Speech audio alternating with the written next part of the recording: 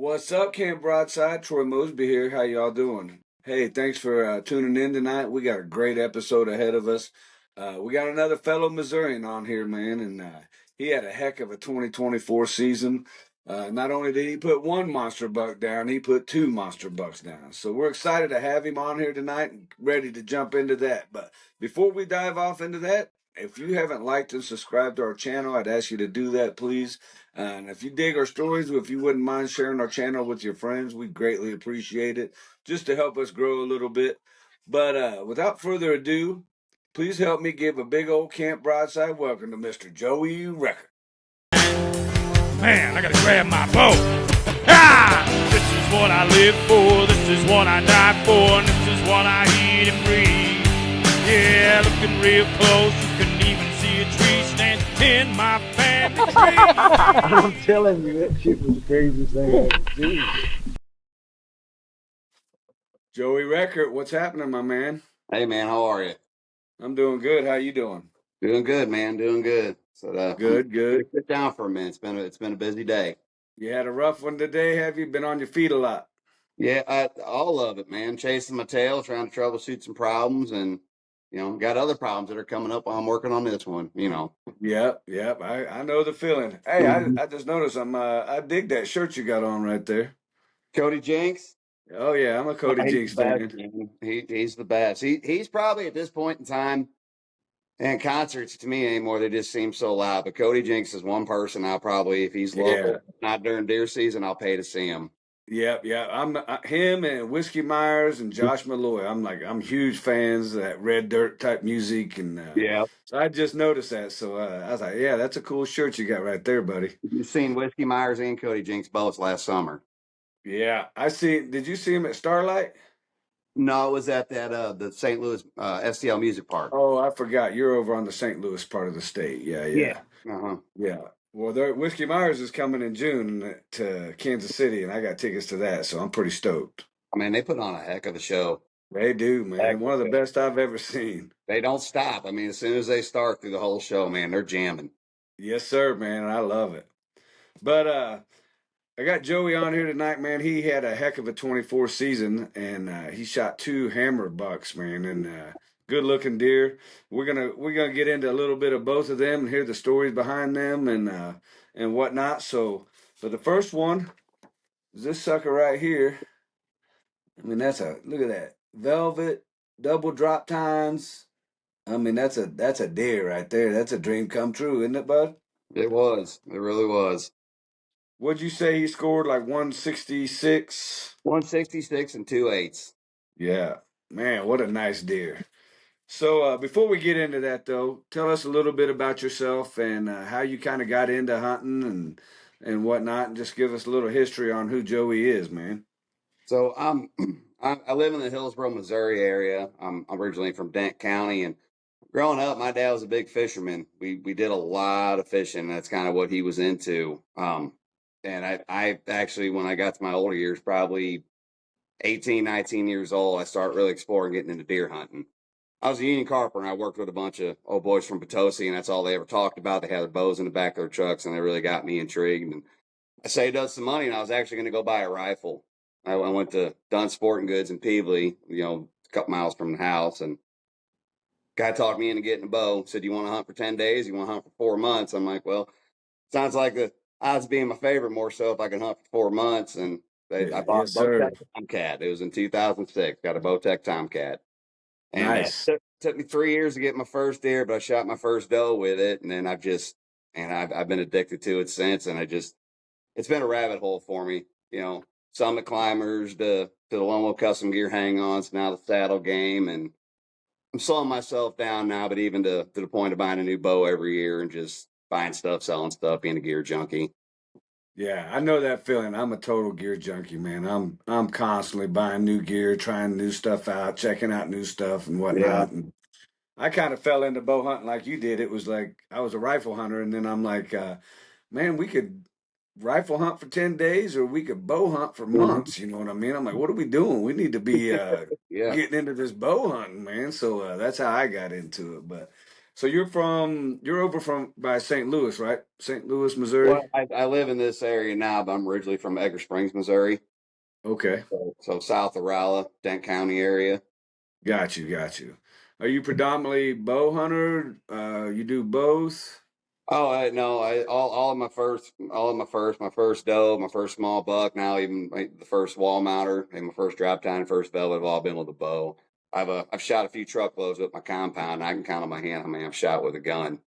Probably Yeah, the last 18 years. Yeah, I I'm passionate about compound hunting. I mean, I guess I could get into loading my bullets, but it's not the same as building your own arrows and tuning your bow and practicing with it. And it's much more passionate.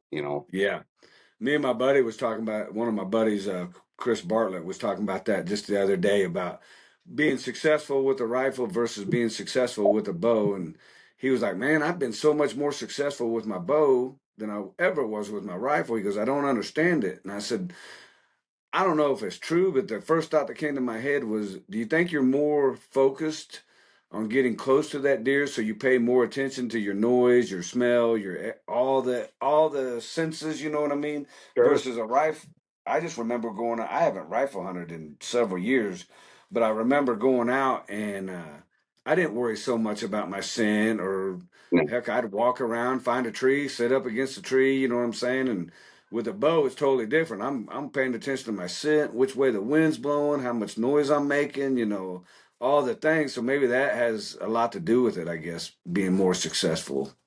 Yeah, well, for me, it was, I mean, like I said, it took me 3 years till I killed my first doe. And you see him at a distance, a far out distance so many times, you kind of figure out, man, I need to figure out how to get closer to him. And you Yeah, start tracking and like you said, you pay more attention to your wind and what time you're going in and out, and you really do your homework. So it's a much more passionate way of hunting. Nothing against gun hunting. I love it. I got a bunch of buddies of mine. We go to deer camp every year, hunt public land up around Mark Twain, and it's a great time. And I got no yeah. problem with my rifle, but if I got a choice, it's my compound. It's your bow. Yep, I know Yep. the feeling.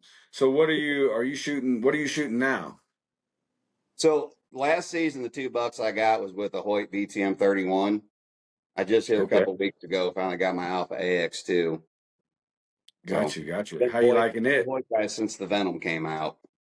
Yeah, how you liking that alpha? Oh, it's a fantastic bow. I mean, Is it? it's smooth and it really is. They split the yokes on it, so I mean, it's dead in hand. And when I first got into it, I started with Bowtech. I've dabbled around. I've had Elite. I've had Matthews, and the Hoyts. But the first Hoyt I got was the Venom. And all the ones I shot, prior to that, just didn't fit me or didn't feel good to me. But man, since they changed up, went to a binary system, I don't hardly even look at another bow now. Really? Had the Venom, the Yeah. Venom Pro. Uh, had a VTM 31, had another VTM 31. Now I'm on the Alpha AX2. Nice, nice. I've never Hoyt's like the only bow I've never shot or owned or whatever, and I keep threatening I'm gonna get me one of these days just to have one. I'm a Bowtech guy predominantly. I've got several Bowtechs. I've never been a big fan of Matthews. I've owned a few, but for some reason it just never feels good to me. You know what I mean? So I like Bowtechs, Obsessions. Those are probably my two favorites. I just got an APA this year, and it's taken me a little bit to get into love that bow, but I actually love that bow now. It's Yeah, dude. it's funny. I'll take it into a shop and they'll be like, "Man, you shooting APA?" And I'm like, "Yeah." And they'll be like, "I'll be like, you want to shoot it?" And they're like, "Nah, I've drew one back before, man. That's I call it my man bow because you got to pull that sucker back. You know what I mean?" And yeah, yeah, but I've gotten used to it now, and I really dig it. So I'm hoping this next season I'm going to put down a few deer with that one. But I hope you so do. do you saddle hunt? I do saddle hunt. Yes, What are sir. you using for a saddle, and what's your climbing method and whatnot? I got a CGM Cobra. It's actually the second one that Nice. I've had, and I'm one sticking right now. But man, I love it. I really see the advantages of it. But at the same time, sometimes if I want to climb down and go do something, get back up later, having 3, 4 sticks on the tree versus rappelling and redoing everything sounds like a good idea too. But that's what Yeah, I'm doing right now. I think I'm actually going to buy another set of Shikars and yeah, put the gators on them. And depending on the situation, depending on where I'm hunting, I'll have my one stick set up, and then I'll have the shikars in my saddle. The one stick I got, so I had a mobile sniper, which was the only Yep. one stick I ever owned, and honestly didn't see a reason to have a different one. What I didn't like about it is if you got on a crooked tree or a leaning tree, there was no ability to level the platform. Yeah. So I bought just a regular climbing stick from Treetop, and had them put an aider and all that stuff on it, and the cam cleat, and I've got the Predator V. So I use those. Okay. Yeah. Yeah, I use those in conjunction, and that way I can level the platform and do what I need Yeah. to. I also feel like having that stick on the side too gives me a little bit extra room to step around if need Yeah. be. I definitely see the advantages of that.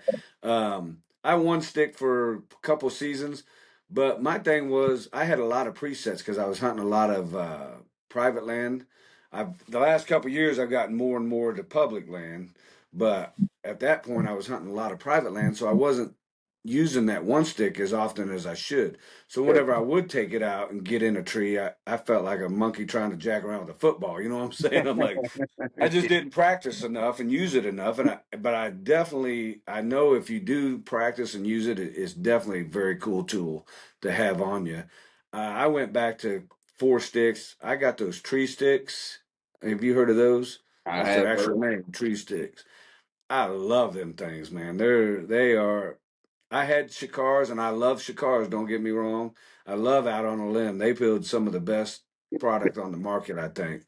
And but those tree sticks are something else, man. I don't see myself ever getting away from them, but Yeah, very cool. I do have a tethered V too, and I do like that. That's a good little platform. I do like that one. yeah. I think the size Uh, of that one's perfect. I've had yeah, two bushes. I haven't tried to fix yet, and like I said, the treetop one stick, but that Predator V just seems to be absolutely perfect. It's got a little bit of angle to it, not quite as yeah, bulky as the Cruiser, so yeah. I'm pretty happy with it. I agree. I do. I run the Razor 2.0 as well. Okay. I have the mag, but I like the 2.0 just because it's a little smaller. I feel like I'm closer to the tree. You know what I'm saying? But I know we've talked before, and I'm like you. I'm a gear junkie. I couldn't tell you how many platforms I got or saddles even. You know what I'm saying? Just stuff. A lot of stuff I don't even use really. It's just hanging there. Just in case. You might come in handy one day. Mhm. Well, Absolutely. like I said, I got a little ahead of myself there and wanted to get your history, but this buck right here, man, all velvet, double drop tine, 166 and 2/8, I think you said. Yes, sir. Uh, yeah, that's a buck. That's a bow hunter's dream right there, I tell you. So tell us a little bit about that. Start us off that day, how it went, and what all happened that day, man. So it was the first time ever hunting this spot, and I went out opening morning. I always take off opening week. So it was September 15th, which was a Sunday. And I went out, and it was a wide bean field. Behind the bean field, there's a river crossing, there's a little bit of bluff, and there's timber behind, so it's a pretty good spot. Right in the middle of this bean field coming off the river, you come up where the wall crests off the river, there's a little dog-legged timber that kicks out. So I Yeah, thought that was a perfect secluded spot. If a good buck was going to come out, he'd come out in this spot. Now, a buddy of mine had turned me on to it. So I went out there, got out there early, found the only tree I could get in to saddle hunt. So I was sitting there, I guess I got up about 4 o'clock or so. Well, come 5 o'clock, I looked over to my right.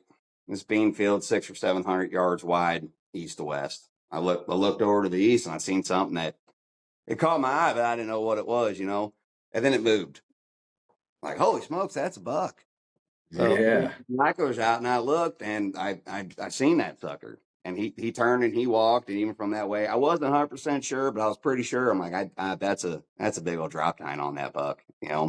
yeah, Well, he ended up disappearing into the timber, and he went into the east. And then what he actually done was he moved to the north, and there was a little strip that kicks out right there too. But on the backside of it, between the river and that strip, is grass. Where I was at was beans. But on the other side of that little strip that kicks out is beans. So about 5:30, he come back out, and he came back out of that point. And he walked out in the beans, was munching a little bit, and he walked maybe 30, 40 yards out in those beans, and he just bedded down. Well, this time I had a doe come out on me right where I was sitting. I was really worried about her busting me because I was paying attention to him. I looked back at her and I was kind of fidgety. So she was stomping at me and whatnot. And that's where the saddle hunting came into play because the tree was right there. So I was able to settle down and didn't spook her. Well, I ended up killing her. And I was worried Oh, about her. right on. You know, it's getting to be dark. I needed to get down. I didn't need her there. You know, it was a bad situation.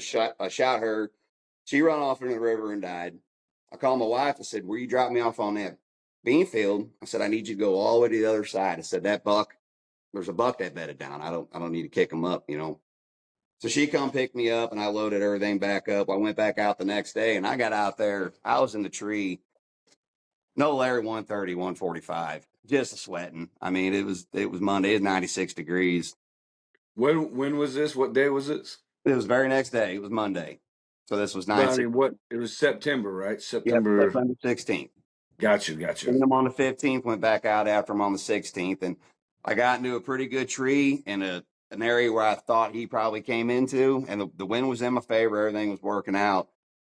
I was sitting up in the saddle and it just like clockwork, man. Right about 5 o'clock, 5:15, I looked down and I seen the antlers coming out of the timber toward the beans. He was kind of grazing and like, oh my gosh, that's him. You know, and I was actually had my back to the tree facing in the woods with the beans to my back and was able to work my way back around. He kind of worked his way out in the beans and I had ranged a bunch of spots, you know, before he showed up. But when Yeah. he showed up, I forgot all of that. And for whatever, Right. which isn't like me because I usually get a little bit frantic, but I thought better and I grabbed my rangefinder and I ranged him. He was 32 yards and I was able to set back and draw back on him. And as soon as I draw back, he took one step forward. He opened that side up to me. And when he did, I popped him and went from 32 yards to my left, ran 15 yards in front of me and kind of gave me a look like, "What'd you do that for?" And he got wobbly legged and he laid down. Dang. Hey, isn't that something? Yeah. Isn't that something when they lay down right in front of you? You watch it. I mean, that's a feeling right there, boy. Yeah, it was incredible. Like I said, I almost felt like I almost blacked out after that. As soon as he laid down, I was like, I couldn't believe that happened. I mean, just Yeah. I've seen big bucks like that before, and you go to move in on them, and you just don't see them again. You know, Yep. it worked out. Yeah, I was gonna say that's pretty cool. How you seen him opening day? I guess it was Yeah, the yep. first day. Yeah, and so you seen him opening day, and you kind of knew where he was at, so you was able to move in the next day and get into the territory where he was at, and Yeah. and make it happen, man. That's a heck of a story right there. Uh, did you know he? I mean, could you tell he was in full velvet and all that when you seen him? And Nope, I didn't have any, and even when I drove back on him, I didn't realize he was full velvet. I just knew he had a big rack. It wasn't until I went and got him that I realized that he was full velvet. then it was like, oh, that's a whole different story there. Yeah, I might have teared up a little. Good I experience. don't blame you, man. I would have too. Like I said, that's a dream buck. Yeah. You know how it is. You'd be sitting in a tree and you kind of thinking about the deer that's going to come walking through there, that monster buck. You know what I mean? And Yeah. one thing in my head, it's always got one of them nice drop tines, just like that sucker's got right there, boy. I mean, that's killer right there. You know what I'm saying? I know you're proud of that one right there. Yeah, I was. It's just so the buddy of mine that turned me on to that property. I've been mainly hunting public land since my dad sold his farm, I think about 8 years ago. He turned me on to it. There was no history with that buck. Nobody had any clue he was there. No pictures of him. And it was my first time hunting. I even called him the night before. There's a drop tine out here. I was watching bed night. Oh, you're full of it. There ain't no drop tine out there. I was like, well, I'll be back out here tomorrow. And I sent him a picture. He's like, you got to be kidding me. You. I told you he was out here. He's like, didn't you say he was on a fishing trip? Is that what you said? Yeah. Yep. I tried Yeah. trying to hunt with me, but he went trout fishing instead. I know I'd have been like, God dang it, I'm coming home. Yeah. Yeah. He was he was happy for him, but he was a little flustered he wasn't there. Yeah. What broadhead you get him with? That was with a wreck. A wreck? Yep. Just the regular XP. Yeah. I think it's 1.5 inch cut. How long you been shooting those? I just started last season. Did you? Yeah. I guess before that I was shooting tooth of the arrow. I guess you don't know about the blood trail. No, don't know about the.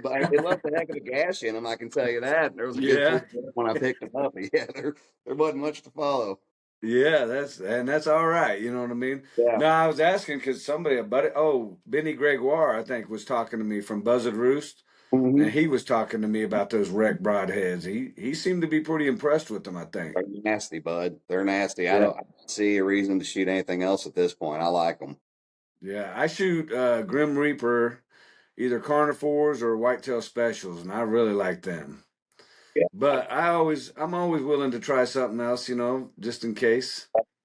No, I can't say nothing wrong about the whitetail special. That's what I used when I first got started and killed my first one with. And I mean, you can find that blood trail blindfolded. Oh, I'm telling you what, man, it's something when you're up in the tree and you can just see the murder scene. You know what I mean? Mhm. Most of the deer I've shot with them whitetail specials, they didn't go very far, but No. I've had some go 75 yards downhill. You know what I mean? But Oh, yeah. you can literally see that blood trail. I'm like, that is insane to me, man. My matter of fact, my last buck or the last buck I shot last season, he was a nice buck, and I shot him with the whitetail special. And when I got down to go to track him, he went down this. I call it a mountain. It's a giant hill, but it's a mountain to me. You know what I mean? And so when I got down to track him, I got on over what I thought it was his trail where he went down, and I'm like, I'm not finding blood, and I'm like, well, that's crazy, man. How am I not finding blood? Well, I ended up going down this mountain, and I'm looking around. It's a flat, and then it's a creek. So I knew he probably went past that creek because I never heard him crash. So I kind of started walking towards that creek, and I looked over and I could see his big old head over here. And so I'm like, I walk over there. I'd went a trail too soon. So when I got to him, I was like, I started following his blood trail, and I mean, it was like a murder scene all the way up that hill. You know what I mean? And I was like, how did I miss that? You know what I mean? That's crazy to me, man. But them suckers, they leave a blood trail. But I am interested in those wrecks. I think I might give them a whirl, maybe even this season, just to Yeah. check them out. I highly recommend them. It's like I bought 2 more packs after I shot that buck and that doe. I'm like, I'm gonna go ahead and stock up on them. Yeah, yeah, you're sold. Yeah, oh yeah. So you shot the doe opening day, you shot the buck the very next day. Uh, Then your season, how the rest? What happened? I know we're gonna talk about this one because you shot this one last year. Yeah, yeah. That That's was another hammer of a buck, boy. yeah. He was a good one. That was up on public land, Mark Twain. So Got you. yeah, I shot the doe, shot the buck. I didn't hunt for 2 weeks. I went out here behind the house to a preset that I had just to get out one night, and I shot another doe with my bow.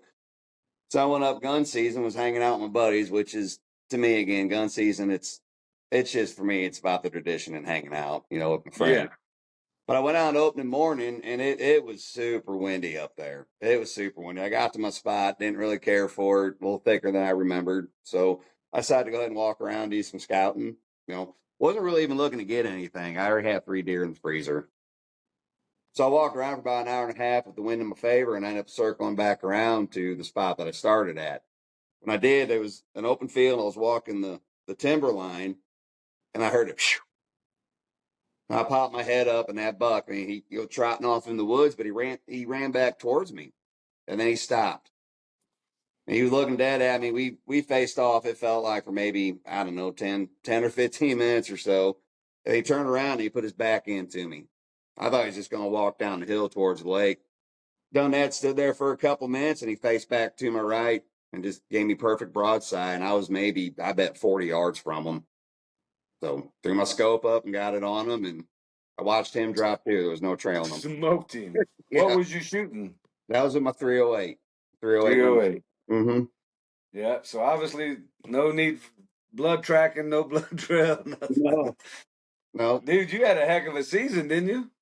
I did, but man, it took me 18 years. I've got multiple Euro mounts on the wall and, other bucks, 130s and below, but really wanted my first wall mounter to be with a bow and I want it to be a good one. And I ended up with 2 this year. So the 18-year Yeah. was worth it for me, especially with the drop tine and velvet. That one checked all the boxes for me. I was done at that point in the season, which was Yeah. odd. Killing them opening, well, second day of the season. I didn't really know what to do with myself after that, but Yeah, I'm telling you what, man. It's like, okay, how am I going to top this? You know what I'm saying? Mhm. It's I don't know how much what you'd have to do to top it. But either one, even that rifle buck, man, that sucker, what he scored, you know? He was 139 and 7/8. Yeah, he's a good deer for sure. And Yeah, that was a public land deer. yeah, yeah. Yeah. He actually So ended up, it's kind of a bummer, but the one brow tine was broke off, and I didn't notice till I got back from a taxidermist, but he would have had a split brow tine. His guy yeah. broke off coming straight up, and there was another spot that was kicking straight back. But still, it was a great hunt, man. The way it worked out, he's got a real red cap on the top of his head. He's a good looking, Yeah, that's one thing I noticed is that red top. almost like he's wearing a toupee. Yeah, yeah, for sure, man. That's crazy. Now that you say that, we gotta show that again. Look at Yeah, that toupee. that's That's pretty cool, man. Heck yeah. So you predominantly hunt public land or I mean, yeah, public land? Yeah, yeah. The majority of my time spent on public land. I do go to some private spots, but honestly, Gotcha. now that I've gotten into public land scene, I mean, it is harder, but to me, it's more exciting. You know, when you go Yeah. out to 175,000 acres of land and then you go hunt a 100-acre farm, I kind of I feel boxed in. You know. Yeah. I know what you're saying because like I said, the the last couple years I've really got into getting into more public land hunting just because it don't get me wrong, it's a challenge on private land. I mean, you got to hunt deer. They don't just walk up and die for you. You know what I'm saying? You got to hunt them and whatnot. And people they give you a little ration because you hunt private land. You know what I mean? And you do have a little bit of advantage because you don't have a million people walking around on your land. Hopefully, Yeah. but it's still you still got to hunt. You know what I mean? You still got to do things right, or you ain't gonna have a successful season. So but there is something to say about them public land where you do have to deal with all these people walking around and their scent and their noise and their, you know what I mean? And it can jack you up pretty good. So I always have a lot of respect for somebody shoot a nice buck on public land or whatever, or mature deer on public land, period. You know, mature doe, whatnot. That's a success right there for sure. I think they both take a lot of work. It's just different work. You know, you're on public land, you're hiking your butt off, but if you got private land, then you're putting food plots in and you're keeping up on the land. I mean, you're working either way. It's just a little bit different, but Yeah, managing the herd and whatnot. mhm. Yeah. Yeah, so since you've been hunting, what would you say your biggest challenges you've had to overcome to give you like a successful season like this last year? I was putting in the time. You know, Yeah. work life balance, man. Trying to put in the time and actually track and get good spots because, and you know, the public land that I go to is 2 hours away. It's not the furthest away, but still, I mean, when you go, you gotta make the most of it. So Yeah, for I put in sure. a lot of effort in hunting in off season. You know, go out and just sit on spots or glass fields and kind of start getting an idea where they're at, and then try to figure out where they are and make the best of it. Yeah, for sure. That's one thing I've always said is I mean, you got to put time in. If you don't put time in, you got to have time in your saddle. Yeah, No pun intended, but you know what I'm saying? You got to have time in the saddle. You got to have be in the woods. You got to be scouting. You got to be figuring out where they're at, where they're moving, where they're bedding, where they're feeding, where they're drinking. You know, it's some work. It ain't you don't most. I mean, can you go out and just shoot a deer? You know, without doing anything? Yeah, you can. But if you want to be successful on the regular, you know what I mean. exactly. You Year better after put in year. some work. So you got to spend time behind the bow, behind the gun, however you're hunting. You got to practice. It's what Yeah, I 100%. Yeah.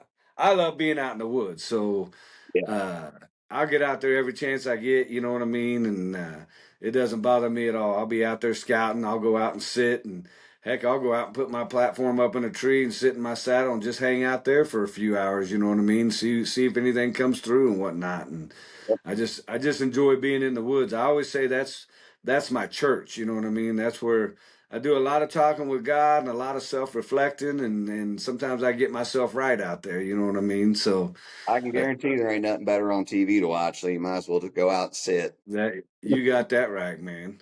So you got any plans to do anything different this upcoming season? Are you changing up any equipment or are you Doing anything else? I wasn't going to, but Jerry from CGM decided to drop that new moccasin saddle with that back I band seen that.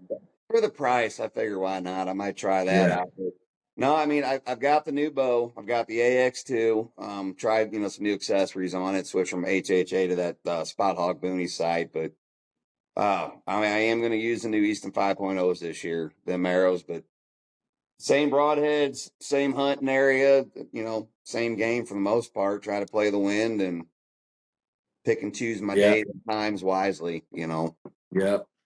I've been shooting those Eastern Sonics 6.0s. Yeah. Yeah, that's a good I arrow. I I like the arrow real well. My problem is finding nocks that fit Really? them good, like nocturnal nocks. You know what I mean? I haven't found one. I tried the universal knot, and I put the insert in that the knot goes into, and then I can't get the insert out. And then they say the letter H nocturnal knocks fit it. Well, them suckers are just tighter than all get out. I mean, you can't even hardly turn it. You know what I mean? I feel like I'm gonna break my arrow, doing that. So I've been thinking about switching to something else just because of that, because I feel like I'm fighting it. You know what I mean? But the way the arrow flies, the toughness of it or whatever, I like all that about it for sure. It's just that the only issue I've had is those knocks. Now, I don't know if I'm just not looking at the right nocks or what, but I'm actually going to go up to the bow shop tomorrow and look at some different arrows and shoot some different arrows and see if I come up with something different. I'd look at them and you might have an easier time because 5 millimeter kind of seems to be the standard anymore, Yep. without going to the micros. But you just described all the reasons I got rid of lighted knocks. I don't even use them suckers anymore. I completely got Nope. away from them. I build my own arrows and I just use reflective arrow wraps, which kind of dims That them, works pretty good. but I've been using those. Plus, it doesn't take away from your FOC. And I've used Glory Knox, Luminox, Fire Knox, all of them. It just seems like half the time they fail. They'll work and then they'll hit and it goes out on me. So it was an extra, 18 grains at the end of my arrow for nothing. Yeah. And So I do think about that weight on it. That's the one thing that I'm like, I don't know.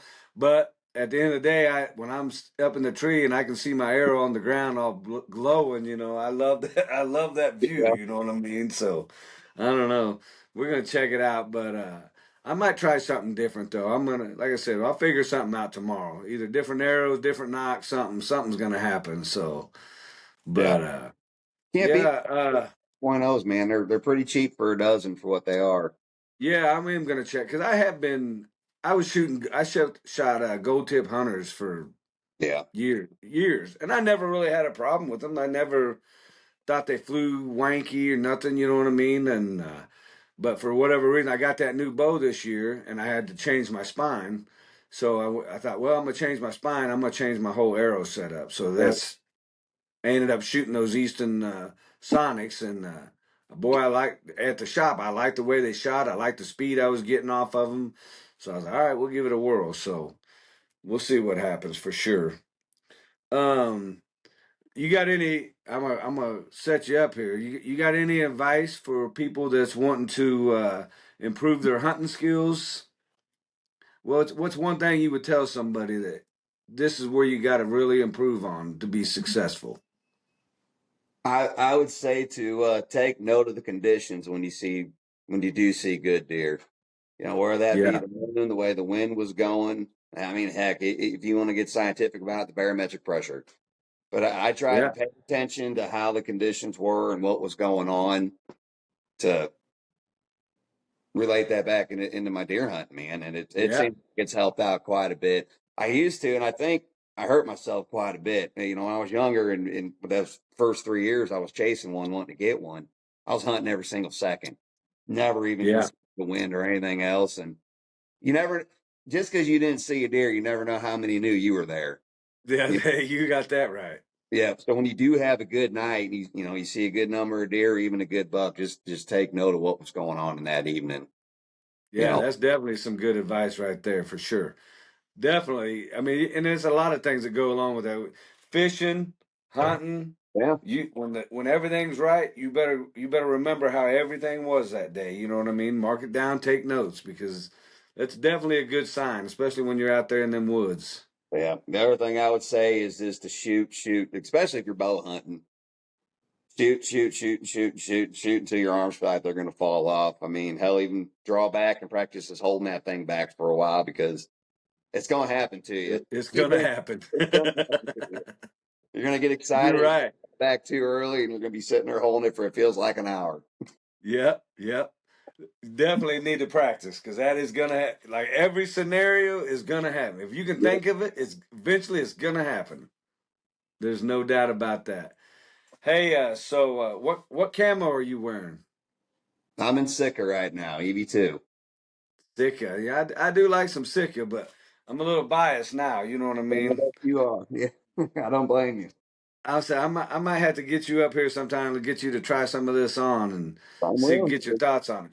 We're having I know it's far from you. We're on the other side of the state, but we Mocan Saddle Hunters, a group I run, they have we're having a get together this Saturday.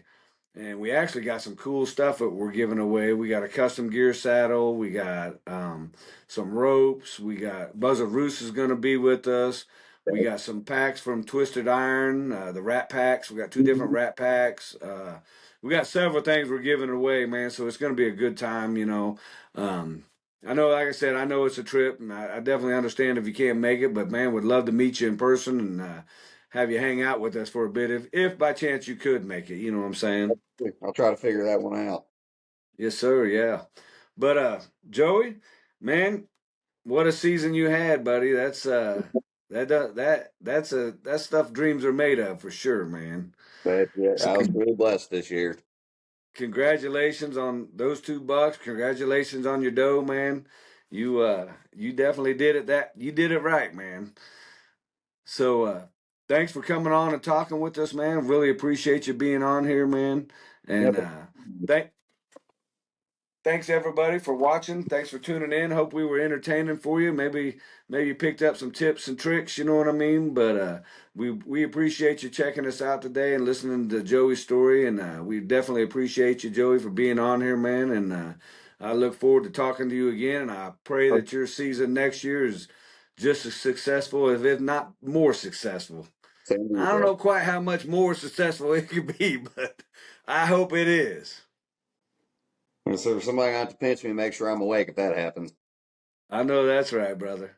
All right, Joey. Well, thank you very much, man. I appreciate you. And I'll talk to you soon, man. All right, man. You take care.